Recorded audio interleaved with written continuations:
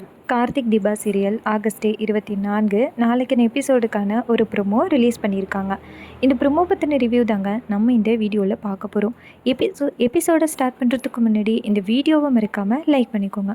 உங்களுடைய ஒவ்வொரு லைக்ஸும் அடுத்த வீடியோ போடுறதுக்கு எனக்கு கொஞ்சம் இன்ட்ரெஸ்டிங்காகவும் என்கரேஜிங்காகவும் இருக்கும். எபிசோடு எப்படி ஸ்டார்ட் ஆகுதுன்னா, நம்ம தீபா வந்துட்டு லைட்டாக கண்முழிக்கிறாங்க.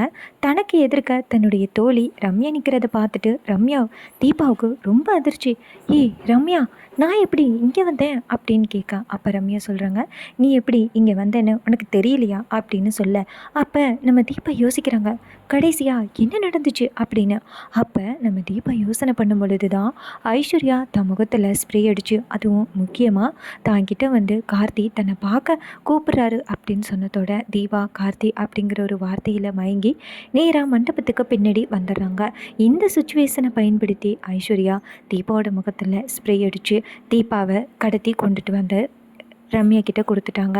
அப்போ நம்ம தீபா நினைக்கிறாங்க, எங்கள் அக்காவே எனக்கு துரோகம் பண்ணிட்டாங்களே அப்படின்னு. அப்போ ரம்யா சிரிச்சுக்கிட்டே, என்ன ஐஸ்வர்யா உன் அக்காலா, இங்கே பாரு, அவள் பல விஷயத்தில் அபிராமிக்கிட்ட சிக்கி கெட்ட பேர் வாங்கியிருக்கான்னா அதுக்கு முழு காரணமே நீ தான், அது தெரியுமா அப்படின்னு. அப்போ தீபா சொல்கிறாங்க, நான் என்னமோ அந்த ஐஸ்வர்யாவை ஃபோர்ஸ் பண்ணி கெட்ட விஷயங்களை பண்ணு அப்படின்னு சொன்ன மாதிரியே சொல்கிறீங்க. அவள் பண்ண கெட்ட விஷயங்களை நான் அத்தைக்கிட்ட ப்ரூவ் பண்ணேன், அவ்வளோதானே, மற்றபடி என் மேலே எந்த தப்பும் இல்லை அப்படின்னு. அதுக்கு ரம்யா சொல்கிறாங்க, நீ இப்படி சொல்லுவேனே எனக்கு கண்டிப்பாக தெரியும்டி, அதனால தான் உன்னைய நான் இங்கே தூக்கிட்டு வந்துட்டேன். நான் உன்கிட்ட என்ன சொன்னேன், கார்த்தியை விட்டு விலகி இரு, நான் கார்த்தியை கல்யாணம் பண்ண போகிறேன், நீ விலகி நின்றுட்டியன்னா இந்த பிரச்சனை சுமூகமாக நின்று போயிருன்னு சொன்னேன். ஆனால் நீ கொஞ்சம் கூட கேட்கவே இல்லை. நான் கண்டிப்பாக வந்துட்டு கார்த்தியை விட மாட்டேன், நான் கார்த்தியை என் புருஷன் அப்படின்னு சொல்லி என்னென்ன விட்டு போட்டு பேசினேன். பாத்தியா இப்போ உன் நிலமை என்ன ஆச்சு அப்படின்னு. அப்போ தீபா சொல்கிறாங்க, இங்கே பாரு ரம்யா, தயவு செஞ்சு நீ வந்துட்டு பழைய விஷயங்களை மறந்துடு. அதான் எனக்கும் கார்த்திக்கும் கல்யாணம் ஆகிட்டுல, இதுக்கப்புறமும் நீ இந்த மாதிரி பண்ணுறது ரொம்ப தப்பு, தயவு செஞ்சு சொல்கிறது கேளு அப்படின்னு. அதுக்கு ரம்யா சொல்கிறாங்க, இங்கே பாரு, நான் வந்துட்டு உன்னைய கடத்தி கொண்டு போய் இந்த இடத்துல வச்சுருக்கேன்னா எதுக்கு காரணம் தெரியுமா, ஒன்றை தீர்த்து கட்டிட்டு நான் கார்த்தியை கல்யாணம் பண்ண போகிறேன் அப்படின்னு. அப்போ தீபா சொல்கிறாங்க, நீ கார்த்திக் சாருக்கு முன்னாடி போனீங்கன்னா கண்டிப்பாக கார்த்திக் உன்னை போலீஸில் பிடிச்சு கொடுத்துருவாரு அப்படின்னு. அப்போ ரம்யா சிரிக்கிறாங்க. சிரிச்சுக்கிட்டே, ஏ தீபா, நான் ஏன் உருவத்தில் போனால் கண்டிப்பாக கார்த்தி வந்துட்டு என்னை போலீஸில் பிடிச்சு கொடுத்துருவாரு அப்படின்னு எனக்கு தெரியும், அதுவே உன் உருவத்தில் போனால் என்ன நடக்கும் அப்படின்னு. இதை கேட்டுட்டு தீபா அதிர்ச்சி ஆகுறாங்க, எப்படி என் உருவத்தில் வருவேன் அப்படின்னு. அப்போ ரியா சிரிக்கிறாங்க. அப்போ ரம்யா சிரிக்கிறாங்க. அப்போ தீபா கேட்குறாங்க, இப்போ எதுக்கு நீ சிரிக்கிற அப்படின்னு. அப்போ ரம்யா சொல்கிறாங்க, கொஞ்சம் ஆக்கடிச்சூடு அப்படின்னு. அப்போ நம்ம தீபா நேராக திரும்பி பார்க்க அங்கே வந்துட்டு ரியா ரம்யாவோட உருவத்தில் தீபாவோட உருவத்தில் வந்துக்கிட்டு இருக்காங்க. இதை பார்த்ததோட நம்ம தீபாவுக்கு ரொம்ப அதிர்ச்சி, இங்கே என்ன நடக்குது, என்ன மாதிரியே ஒருத்தி உனக்கு எப்படி கிடைச்சா அப்படின்னு. அப்போ ரியா அவங்களுடைய வாய்ஸில் பேசுகிறாங்க, என்ன யாருன்னு தெரியலையாப்பா அவனுக்கு அப்படின்னு. அப்போ நம்ம தீபா வந்துட்டு வாய்ஸை கேட்டதோட, இந்த வாய்ஸை நான் இங்கேயே கேட்டிருக்கனே அப்படின்னு சொல்ல, அப்போ ரியா சிரிச்சுக்கிட்டே, என்னுடைய வாய்ஸை கூட நீ மறந்துட்டியா தீபா அப்படின்னு சொல்ல, அப்போ தீபா நேராக அந்த ரியாவை பார்த்துட்டு, ஏய் ரியா, நீ தானடி அப்படின்னு சொல்ல, அப்போ ரியா சொல்கிறாங்க, நான் தான் தீபா, உன் வாழ்க்கையை அழிக்கிறதுக்கு மறுபடி வந்துட்டேன் அப்படின்னு.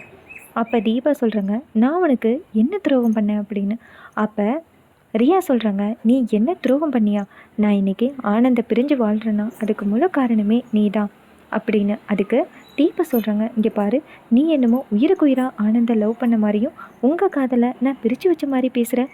இங்கே பாரு, நீ வந்துட்டு ஆனந்துக்கு ஏற்கனவே கல்யாணம் ஆனது தெரிஞ்சு ஒரு பொண்ணோட வாழ்க்கையை கெடுத்து வீட்டுக்குள்ளே வர முயற்சி பண்ண, அதனால உனக்கு நான் ஒரு தண்டனை வாங்கி கொடுத்தேன், இதுக்கு போய் நீ என்ன பழி சொல்கிற அப்படின்னு. அதுக்கு ரியா சொல்கிறாங்க, இங்கே பாருடி, தேவையில்லாமல் பேசாத, நான் வந்துட்டு ஆனந்த உயிருக்கு உயிராக லவ் பண்ணது உனக்கு தெரியும், அவருக்கு சுத்தமாக அந்த மீனாட்சியை பிடிக்கவே இல்லை, அப்படி இருக்கையில் பிடிக்காத ஒருத்தி கூட எப்படி வந்துட்டு ஆனந்தால் வாழ முடியும், அதனால தான் நான் வந்துட்டு ஆனந்தை கல்யாணம் பண்ணணும்னு நினச்சேன், நீ தான் தேவையில்லாமல் எங்களுடைய லைஃப்பில் தலையிட்டுட்ட அப்படின்னு.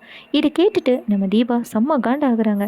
இதுக்கு மேலே யாராவது ஏதாவது பேசுனீங்க அவ்வளோதான், கார்த்திக் சார் இன்னும் நீ தேடி வந்துக்கிட்டு இருப்பார் அப்படின்னு. அப்போ ரம்யா சிரிக்கிறாங்க, கார்த்தி தேடி வரத்துக்குள்ளே நாங்கள் போயிடுவோம்ல அப்படின்னு. அப்போ தீபா சொல்கிறாங்க, எப்படி போவீங்க அப்படின்னு. அப்போ ரம்யா சொல்கிறாங்க, அப்புறம் எதுக்கு, உன்னுடைய ஃபேஸ் மாதிரியே நாங்கள் ரெடி பண்ணி வச்சுருக்கோம், உன்னோட ஃபேஸ் மாதிரியே ரெடி பண்ணி உன்னோட ஃபேஸ் மாதிரியே ரெடி பண்ணி கார்த்தி பக்கத்தில் உட்கார வச்சு நான் தாலி கட்டிக்கிறது தான் திட்டமே அப்படின்னு. இதை கேட்டுட்டு நம்ம தீபா ஷாக் ஆகுறாங்க. ரம்யா தயவு செஞ்சு இப்படி பண்ணாதடி அப்படின்னு.